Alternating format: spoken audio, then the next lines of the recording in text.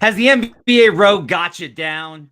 Feeling those away from home blues for the holidays? Well, we've got just the thing for you. A home game versus the San Antonio Spurs. This is Locked On Nuggets. You are Locked On Nuggets, your daily Denver Nuggets podcast. Part of the Locked On Podcast Network, your team every day.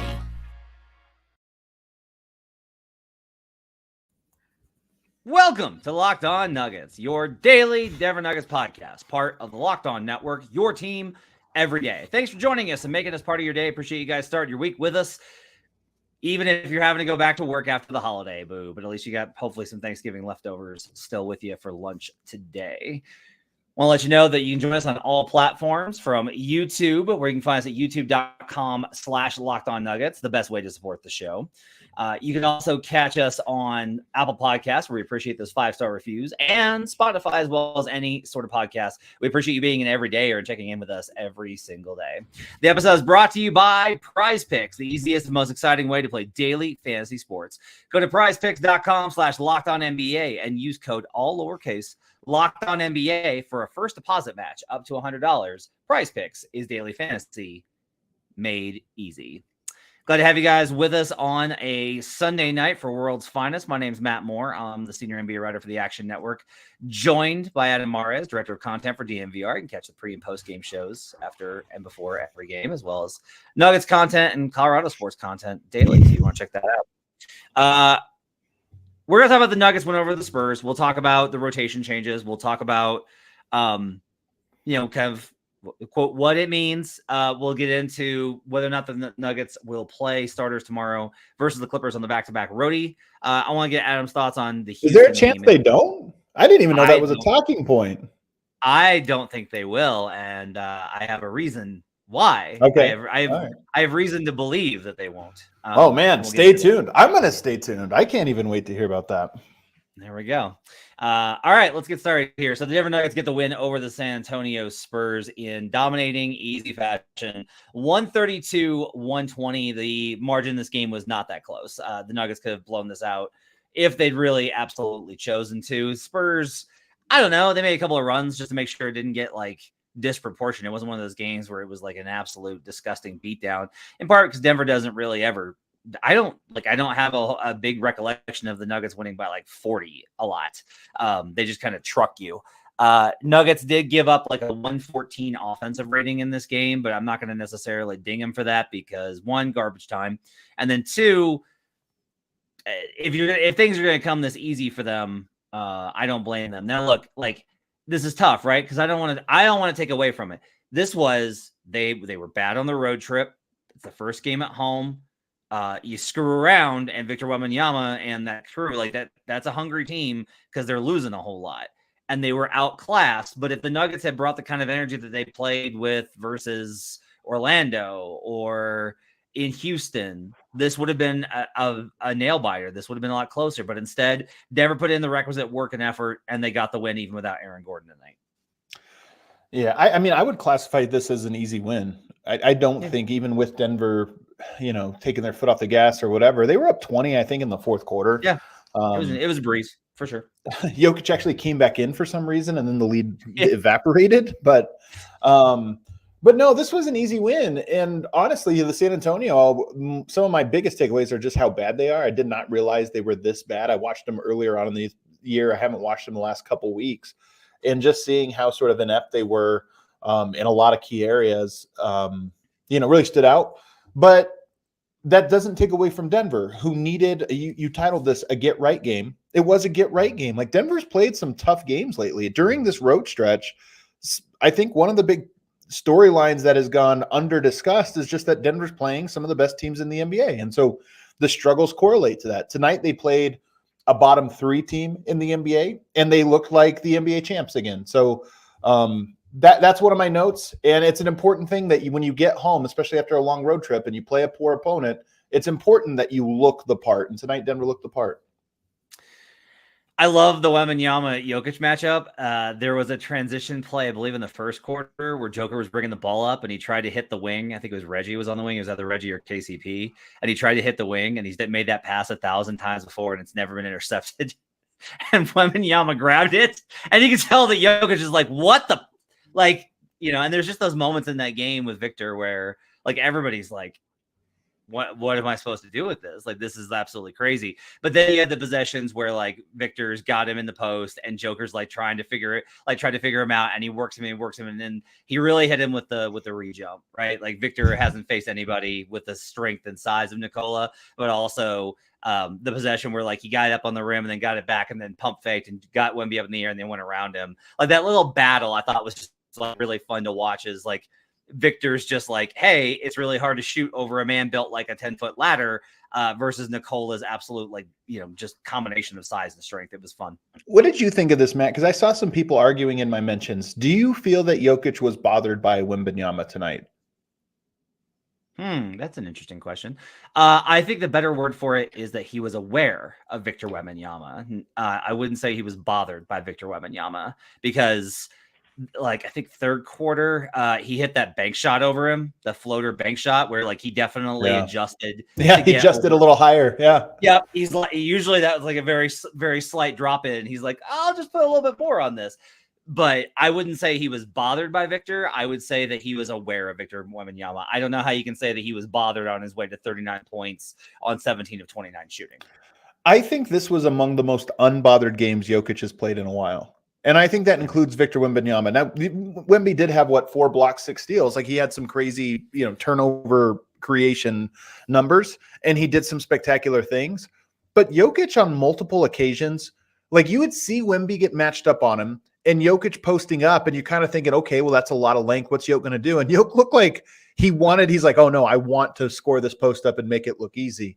And so tonight, I don't even think he was aware of Wemby. I mean, maybe this is semantic, but to me, this felt very much like the Chet game against Oklahoma City, where Jokic was like, oh, a guy who doesn't know what he's doing yet. This is fun. This is like the easiest thing in the world, is to go out these types of guys who don't have the strength and also don't quite know what's going on.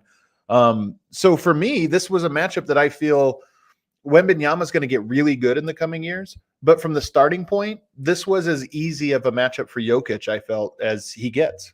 Yeah, he didn't feel him. That's the thing, is like, I honestly, but here's the thing is like, I just don't, does he feel anybody? Like, yeah, he does. There are guys that are harder to go at. He has to be more thoughtful. I mean, I guess that's what I would say is Jokic tonight, and it was even more pronounced against Bassey, who I thought was absolutely Bassey was literally too small. But it was also true of Wembanyama, where Jokic, it's not even about did they feel him or not. Like, he was doing it in the laziest way. Jokic was scoring on Wembanyama the way that I would score against my 7-year-old daughter. Just like, I'm not doing something crazy. I'm not going fast. I'm kind of doing here's the layup. That's what stood out to me, is I kind of was curious, is the length going to be bother him? Is there going to be this, that? And I just felt like Jokic was a 0 out of 100 on the bothered scale tonight by Wembanyama. Yeah, I would agree. I mean, 39 points on 17 of 29. I don't know how you could say he was bothered by it. What about that part? 29 shots. Yeah. Yeah. Well, I mean, and this is part of it, is like a lot of those were where he got his own rebound and put it back in. So, yeah, that's true. Like, it was an absolute trucking. And like, you could tell that Victor had the similar kind of thing where Joker's like, what the hell is this? You could tell that Victor also was like, what am I supposed to do? Like, he hits me and I'm knocked back 3 feet. And also he's got an incredible floater. Like, yeah, but what do you think? What do you make? I asked this at DNVR, but I'm really curious your answer. Jokic's shooting a lot this year. He's scoring a lot, but he's shooting a lot. He's had a lot of games of 20 or more field goal attempts, which was pretty rare for him in years past. Now it's the norm. What do you make? He took 29 tonight. Usually that would be super noteworthy if Jokic took 29 shots.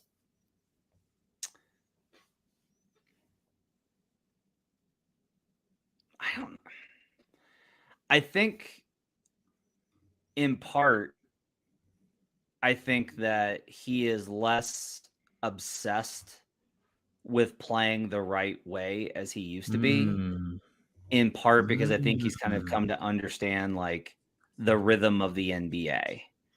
and he knows when you need to have great possessions and when you don't. And I think also, like, if you reach the level of play that they have reached when they want to, I think there is no longer like we've got to be able to play the right way. It's like, no, we can play the right way, but I've got a matchup here and this team is overmatched and my team's without Jamal Murray. I'll go ahead and I will continue to put this up, especially because I do think that teams are more than ever. I think they're really reluctant to send the double. Like I was watching, what was I watching? I was watching somebody else's clips and I noticed this when they're doing on defense, that even when they're stunting, like they're hesitant, like they're just really scared to get the ball in motion with Denver because they know it's not just one sequence. It's like, if it's the post up, like, okay, maybe he makes it. Hopefully he doesn't, but at least it's like we made him work for it, right? Versus, man, they got us in 5-man rotation and like it's pop, balls popping, right? Yeah. There seems to be, in my opinion, like maybe on the scouting report, I think that there's a lot more attention paid to don't let them get everybody else involved, because Joker's going to do what Joker's going to do, but you can't live if they get everybody involved. But maybe that's too far. I don't know. I mean, it's curious. I wonder if he'd give a good answer to it because it's very pronounced. Jokic is trying to score. He's scoring more than ever before. I think he's 9th or 10th in the NBA in scoring right now. I'm very curious to see if this is what happens with Jokic all year, if this is just because Murray's out. We didn't have it on our bingo card. Jokic averaging 29 a game, 30 a game, but here we are. On the other side, we'll get to the rotation changes. Justin Holiday in, Zeke Nnaji out. DeAndre Jordan question? No. We'll talk more seriously. But the rotation changes. We'll get to all that and more when we return on Locked On Nuggets. First, I need to tell you about PrizePicks. PrizePicks is absolutely awesome. With basketball season here, you can now pick combo projections across football and basketball from the Specials League, a league created specifically for combo projections that include 2 or more players from different sports. So you can do Jokic points and Russell Wilson touchdowns. And you can also get on the celebrity players like Meek Mill, comedian Andrew Schultz. You can find him in the community plays under the promos tab of the app to view entries from some of the week's biggest names in the PrizePicks community. They even offer a reboot policy so the entries stay in play, even if one of your players gets injured. For football and basketball games, if you have a player who exits the game in the first half and doesn't return, that player is rebooted. PrizePicks is the only daily fantasy sports platform with injury insurance policy. And they now offer Apple Pay for quick and easy deposits into your account this basketball season. Go to prizepicks.com/LockedOnNBA and use code LockedOnNBA for a first deposit match up to $100. That's prizepicks.com/LockedOnNBA for a deposit match up to $100. PrizePicks is daily fantasy made easy. We'll be right back on Locked On Nuggets. Back here on Locked On Nuggets, thanks for joining us and making this part of your day. If you're in the chat and wondering why my resolution is low, it's a great question. I'd love to know why, and I'll be seeking out my internet service provider to find out more on that, but I apologize for the poor quality. Meanwhile, I can't, it's tough lighting. I have no idea how to light myself. I've looked at things on the internet. I can never figure it out. You look good now, and you look good in all the shorts from the All NBA show that I get routinely on YouTube, which are great. So lots of information and are well marketed. I want to add that, by the way. Locked On has launched the first ever national sports 24/7 streaming channel on YouTube. Locked On Sports Today is here for you 24/7, covering the top sports stories of the day with local experts of Locked On, plus our national shows covering every league. Go to Locked On Sports Today on YouTube and subscribe to the first ever national sports 24/7 streaming. All right. So Justin Holiday was quiet tonight. He started in place of Aaron Gordon. He was 2 of 5 from the field, 1 of 4 from 3, 2 rebounds, 3 assists, 1 steal, was a plus 15. I will say I felt good about how the lineups looked when Holiday was in there. That might be confirmation bias, but I think this is kind of the thing. It's just like Holiday's a veteran. He's going to look totally fine with Jokic. I don't mind if he plays with the bench either. I just think having another guy that knows what the NBA basketball is supposed to look like is helpful. I don't expect Holiday to be amazing. I don't think he's going to average 20 a game. He's not going to fix the bench unit on the road, but Justin Holiday is a totally fine fill-in and did the job totally fine tonight. The Nuggets had 140 offensive rating while he was on the court tonight. Pretty good. Jokic on the court 142. So look, primarily this is Jokic, but I always say Jokic is going to do this every time everyone else knows what to do and what not to do. Justin Holiday knows what to do and what not to do. So it makes Jokic's life easier. I love the way he played tonight. I thought he was great. He got a lot of minutes, 27 minutes. And, you said he had 5 points, 2 of 5 shooting, not exactly a, lighting it up kind of day, but I just thought he was great. I think he's a good player, and I think that Denver is smart to go to him. It's going to be interesting to see if Aaron Gordon's back and some of the other guys are back, later on this week, maybe even Jamal Murray is back. It'll be interesting to see how, if who's the odd man out there, because I do think Michael Malone might want to go to some veteran players to stabilize this little moment in time that Denver is at. But for me, this is funny to say because I was not the biggest Jeff Green guy. I kind of like Holiday. I'm not bothered at all by his minutes. Yeah, I just think that he's just very capable. He had some really smart passes where it was like he just knew the right sequence to keep going, where a lot of the young guys would have either hesitated or driven because they're trying to be aggressive, or shot because they're trying to be aggressive. And like Holiday's got good anticipation and understanding of what the possession is supposed to look like. Like that to me is one of the issues that the second unit has. I mean, they got a lot of them, but like that's the thing that Holiday brings is like he knows what the possession is supposed to look like. He knows what the right play is, and he knows how to make it because he's played in the league for so long. So I think that's a real benefit. You love Peyton Watson's game tonight. I noted during the game that your tweet about him, and then so I went back and like specifically watched that stretch where you really liked him, and he came out of the second half and was just so explosive. Like he just had like absolute highlight plays. It was a really good quarter from and half, honestly, from Peyton Watson. Yeah, I thought, the second quarter is the one that I thought stood out so much. Although I do think he had a good game all around. And part of it is, like, I judge a guy like Peyton Watson less by his peaks and more by his valleys. And he was a guy that is out there not to make spectacular offensive plays, but to fill in the gaps. And then defensively, he is out there to make plays, but also not to mess up. And I just thought this was a very good game for him on that. I like the timing of his cuts. He made plays. He got his hands on some balls and got some deflections and just some block shots. This is what he's supposed to be. My question with Peyton Watson is often, what is it he's trying to do? Because I know what Michael Malone's message is to him, and I know what Nikola Jokic's message is to him. You need to do the things nobody else wants to do, and you need to do them at a high level. And I think that through the slump that the Nuggets have been in, he more than anyone has not done those things. Or I shouldn't say more than anyone, as much as anyone or almost as much as anyone has not done those things tonight. And maybe it was just being back home at the home crowd, Matt. I think that might be part of it. Playing against, a not so great, team is probably a lot of it as well. But I just felt like he was aiming at the right target tonight, and he hit that target. I really liked how Julian Strawther played. I like seeing the ball in his hands more. I just like, I think that the stuff that he finds is good. I think that in particular, like this is always the problem is everyone looks good next to Jokic, but I will say that I like the pick and roll stuff that he had with Nikola going on. I like the way that he moved the ball. I like the activity that he had on and off ball. I thought this was a really good Julian Strawther game, and not just because he was able to get points. I thought that putting the ball in his hands more was a really positive and smart move by Denver. Yeah, and I wonder how much of that was natural or how much of that just happened. But I like Strawther, man. I'm so high on him. He's a rookie, and it's going to take the entire year for him to kind of get his rhythm. But of all of the young pieces, and this includes Peyton Watson, who we'll call a rookie, Strawther to me feels like the most likely to hit. I mean, Christian Brown's in a different class. He already hit. He already played in the finals.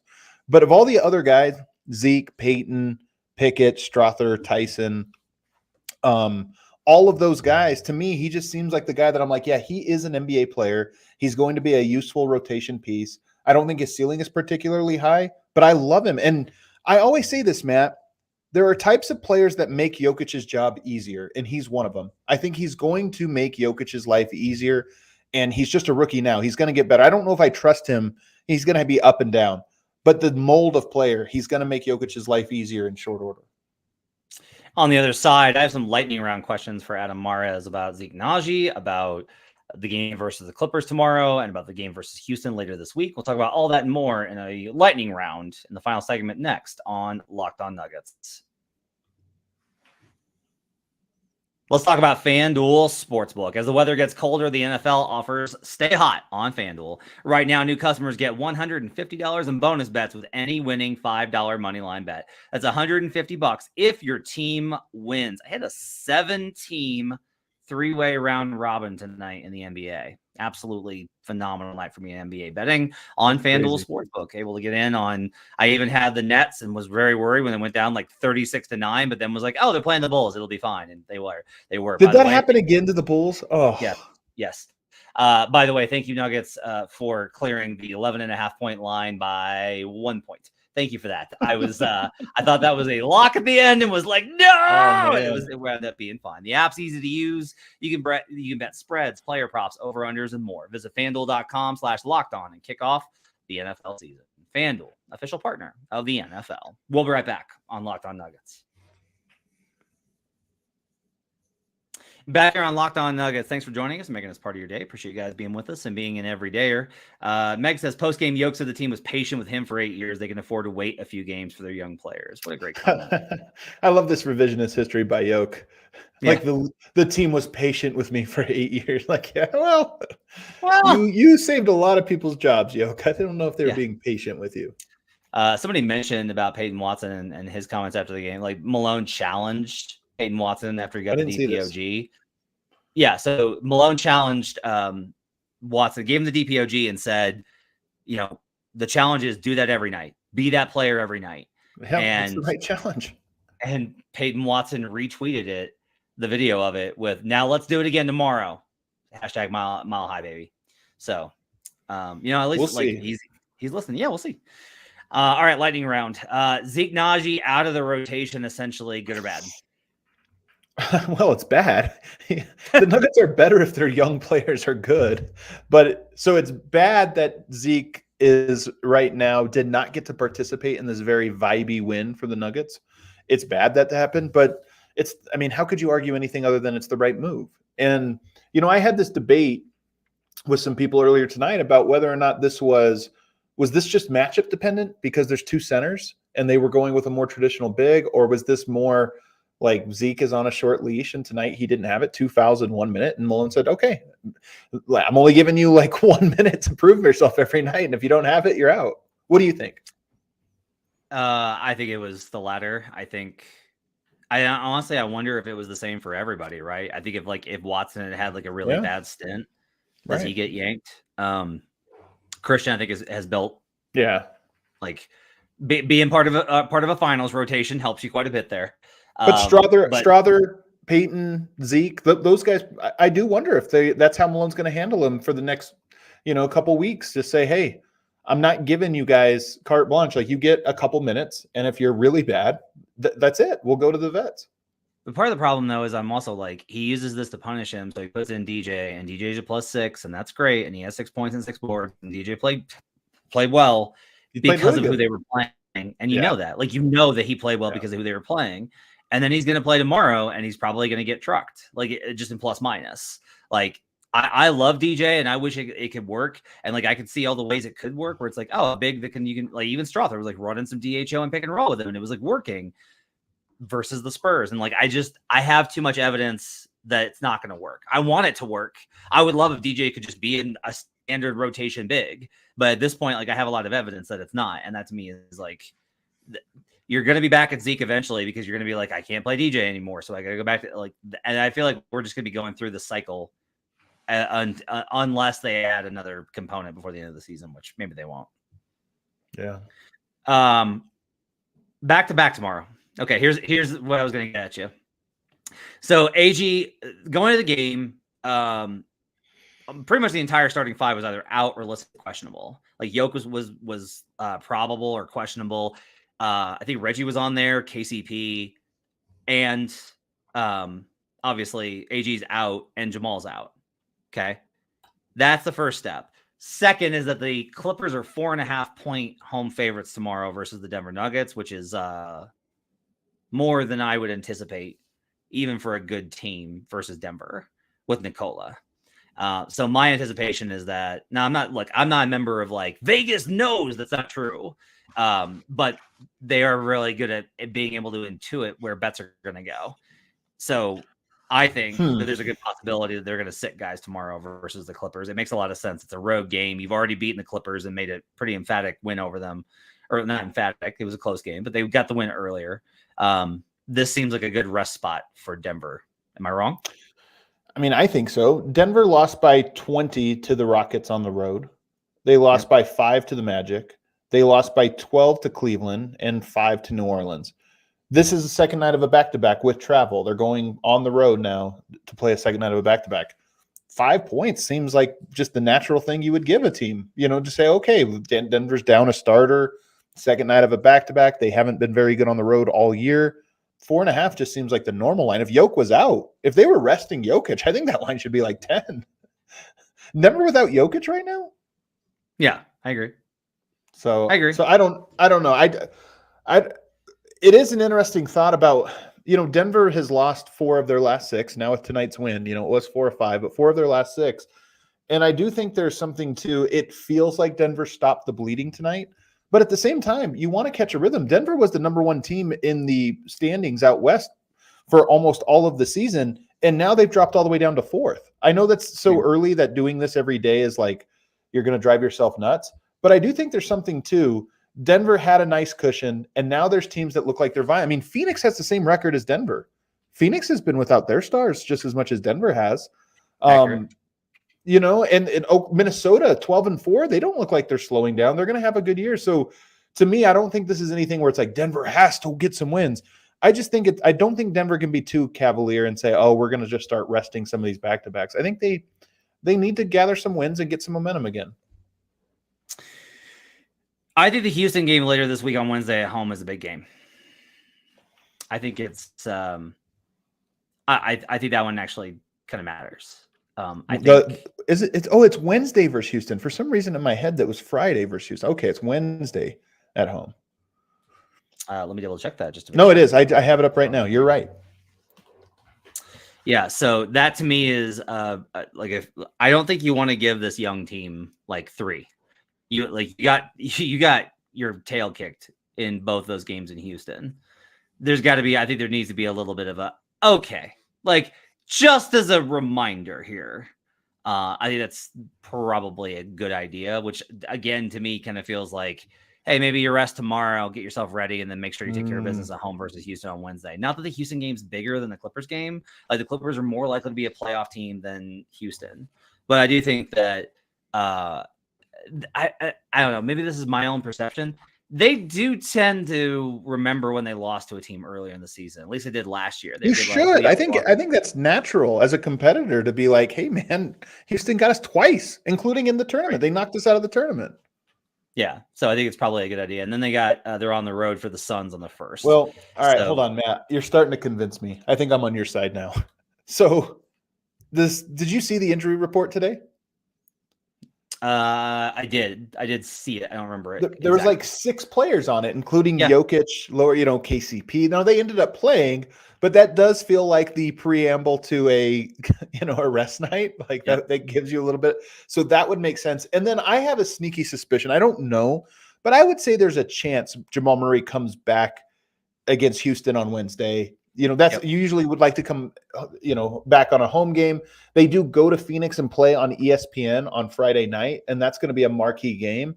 I imagine Jamal Murray, if he's anywhere close to healthy, would like to play in that game. So I imagine that there is a chance that Denver could look at it and say, okay, we have some guys banged up. Aaron Gordon couldn't go tonight. Jokic could really use a rest.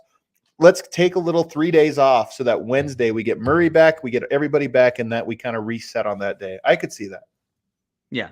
Also, they know they can beat the Clippers. Like, come on. Yeah, they're not worried. Like, I think that game earlier this season was very much like we're still good here. So we'll see how it goes.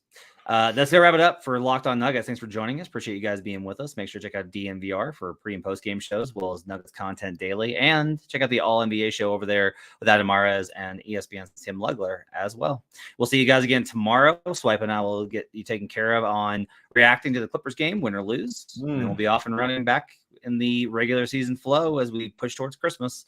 Thanks for joining us, everybody. Have yourselves a great night. We'll see you guys again next time on Locked On Nuggets.